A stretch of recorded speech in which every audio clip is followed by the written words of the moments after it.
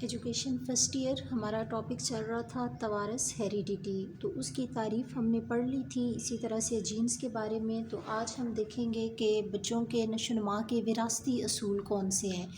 Last video میں نے آپ کو اس میں تھوڑا سا ڈفرینس بتایا تھا کہ صرف نشو و نما کے اصول جو ہیں وہ اور ہوتے ہیں، اور نشو و نما کے وراثتی اصول جو ہیں وہ اس سے ڈفرینٹ ہیں۔ تو یہ 3 اصول ہیں۔ سب سے پہلے ہے اصول مشابہت، ٹھیک ہے، سملرٹی جسے ہم کہتے ہیں، کہ بچے کس طرح سے اپنے والدین سے مشابہت رکھتے ہوتے ہیں۔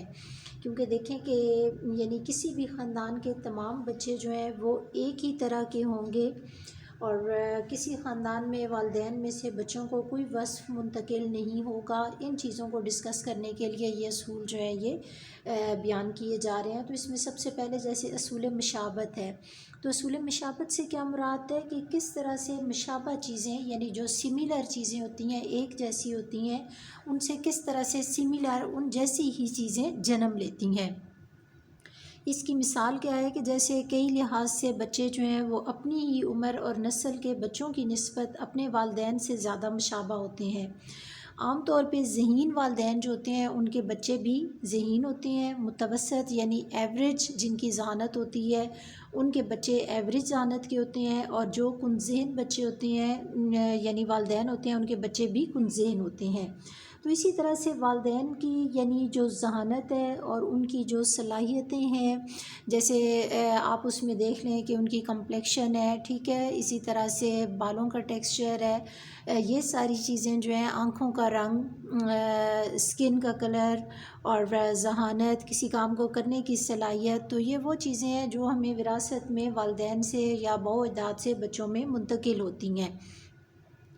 لیکن یہاں پہ ایک اور چیز بتانی آپ کو ضروری ہے کہ وہ چیزیں جنہیں ہم خود حاصل کرتے ہیں، جیسے آپ سمجھ لیں کہ آپ کا کوئی گریڈ ہے، ٹھیک ہے، یا آپ کی کوئی اس طرح کی قابلیت ہے جو کسی نے بہت محنت سے حاصل کی ہے، تو وہ وراثت میں نہیں آتی، انہیں اکتسابی صلاحیتیں کہا جاتا ہے، اچیوڈ یعنی ایکوائرڈ، ٹھیک ہے۔ اب جیسے ایک بچہ جو ہے وہ اگر بہت اچھی ہینڈ رائٹنگ کر رہا ہے تو اس کی ہینڈ رائٹنگ جو ہے وہ اس کی ایکوائرڈ صلاحیت ہے، اچیوڈ، یعنی اس نے وہ اپنی محنت سے، خوش خطی سے اپنی رائٹنگ جو ہے وہ بہت خوبصورت بنائی ہے۔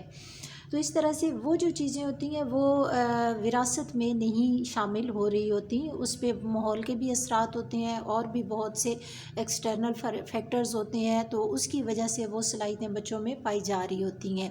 تو مشابہت جب ہم توارث کی بات کر رہے ہوتے ہیں تو اس میں صرف ہم وہ چیزیں دیکھ رہے ہیں کہ جو یعنی جینز کے ذریعے، وراثت کے ذریعے ایک نسل سے دوسری نسل میں منتقل ہوتی ہیں۔ نیکسٹ ہے ہمارا اصول غیر مشابہت۔ اب اصول غیر مشابہت جو ہے ڈس سملرٹی، یہ سملرٹی کے الٹ آئے گا۔ جیسے سملرٹی میں ہم نے دیکھا کہ چیزیں جو ہیں وہ خصوصیات اپنے والدین سے مشابہت رکھتی ہوتی ہیں، اور غیر مشابہت میں ہم کیا دیکھ رہے ہیں کہ خصوصیات اس سے الٹ ہوتی ہیں، یعنی ایک جیسی چیزوں سے اس سے الٹ غیر مشابہ چیزیں بھی جنم لے سکتی ہیں۔ اس کی مثال ایسی ہی ہے کہ جیسے ایک والدین کے جو بچے ہیں ان بچوں کے اندر کسی کی ذہانت زیادہ ہو سکتی ہے، کسی کے قد قامت میں فرق ہو سکتا ہے، مزاج میں فرق ہو سکتا ہے، یعنی ایک ہی والدین سے جو بچے پیدا ہوتے ہیں ان کے اندر بھی مختلف قسم کی خصوصیات پائی جا رہی ہوتی ہیں۔ تو یہ اسی چیز پہ ہے کہ یعنی ان میں کتنے جینز ٹرانسفر ہوئے ہیں اور ان کا لیول کیا ہے، تو ان کی وہ ساری خصوصیات جو ہیں وہ اپنے والدین کی خصوصیات سے ریلیٹڈ ہوتی ہیں۔ اس کی مثال یہی ہے کہ جیسے بہت خوبصورت والدین جو ہیں ان کے بچے خوبصورت نہیں ہو سکتے، اسی طرح سے ذہین والدین جو ہوتے ہیں ان کے ہاں بچے کم ذہین پیدا ہو جاتے ہیں، اور سم ٹائم غیر مشابہت میں یہ بھی آتا ہے کہ جو متوسط والدین ہوتے ہیں یعنی نارمل ایوریج لیول کی ذہانت رکھنے والے، ان کے بچے زیادہ ذہین پیدا ہوتے ہیں۔ تو یہ غیر مشابہت ہے، یعنی چیزیں اپنے والدین کے ساتھ ایز اٹ از میچ نہیں کر رہی ہوتی۔ اور پھر اسی طرح سے اگر والدین میں کہ ایک یعنی والدین جو ہیں ان کے 3 to 4 جیسے بچے ہیں تو ان سب کے اندر بھی صلاحیتیں مختلف ہو سکتی ہیں۔ اس کے بعد ہے اصول مراجعت۔ اصول مراجعت سے کیا مراد ہے؟ انتہا سے وسط۔ اصول مراجعت میں کہا جاتا ہے کہ یعنی چیزیں ماضی کی طرف لوٹتی ہیں. ماضی سے مراد کیا ہے کہ بیکورڈ کی طرف، پیچھے کی طرف. تو انتہا یہاں پہ میں نے ایگزامپل بنائی ہے ایرو بنا کے. ایک ایرو جو ہے وہ جیسے اوپر کی طرف جا رہا ہے اور 100 پہ ختم ہو رہا ہے، 1 سے شروع ہوا ہے. اور پھر اس کا سینٹر بنایا ہے ایرو کا، جسے ہم نے وسط لکھا ہے، یعنی سینٹر میں چیزیں مڈل میں آ رہی ہیں. اور پھر یہی ایرو جو ہے یہ آ کے 1 پہ ختم ہو رہا ہے. تو اس کی مثال ایسے ہے کہ اگر والدین جو ہیں ان کے اندر بہت زیادہ خصوصیات پائی جا رہی ہیں، جیسے وہ ذہین فطین والدین ہیں، 100 پہ یہ جا کے ختم ہو رہا ہے ایرو، ٹھیک ہے. تو انتہا سے وسط کا اصول یہ ہے کہ بچے جو ہیں وہ یعنی ذہین ترین والدین کے بچے وسط پہ آئیں گے، وہ ان سے کم ذہین ہوں گے. کن ذہن تو نہیں ہوں گے لیکن ان سے کیا ہوں گے، کم ذہین ہوں گے.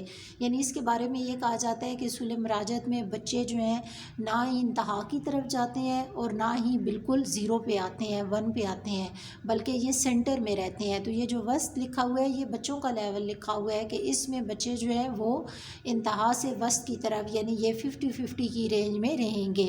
کہ جیسے اگر والدین بہت زیادہ ذہین ہوں گے تو بچے ایوریج سے ہوں گے، اسی طرح سے اگر والدین بہت خوبصورت ہوں گے تو ان کے بچے جو ہیں وہ کم خوبصورت ہوں گے.